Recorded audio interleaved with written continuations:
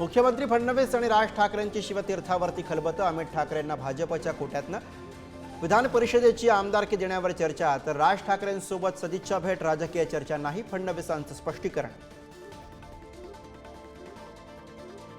ठाकरेंच्या शिवसेनेचे नेते मिलिंद नार्वेकर आणि अंबादास दानवेंनी घेतली मुख्यमंत्री फडणवीसांची भेट. बाळासाहेबांच्या स्मारकाबाबत चर्चा झाल्याची माहिती. मात्र राजकीय वर्तुळात ठाकरे फडणवीस जवळकीची पुन्हा चर्चा.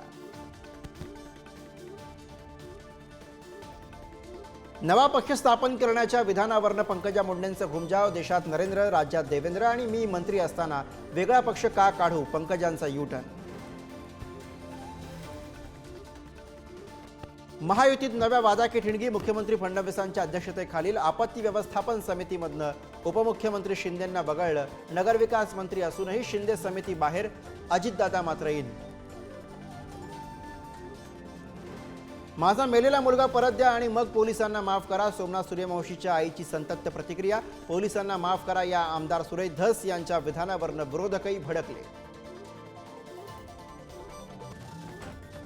कर्नाटकातील अलमट्टी धरणाची उंची वाढवण्यास जललवादाची परवानगी. सांगली आणि कोल्हापूरचं पुराचं टेन्शन वाढणार, तर उंची वाढवण्याला कोणाचाच विरोध नाही.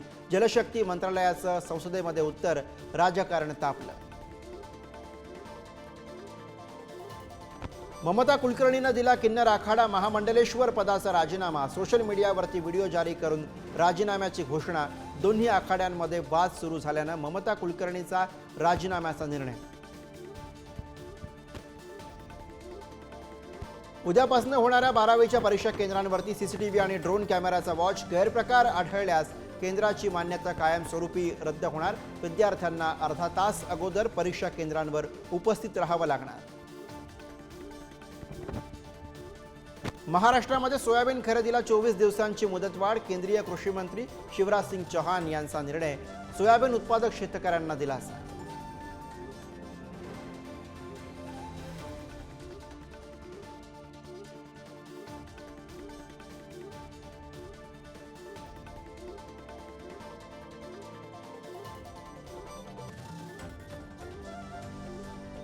Thank you.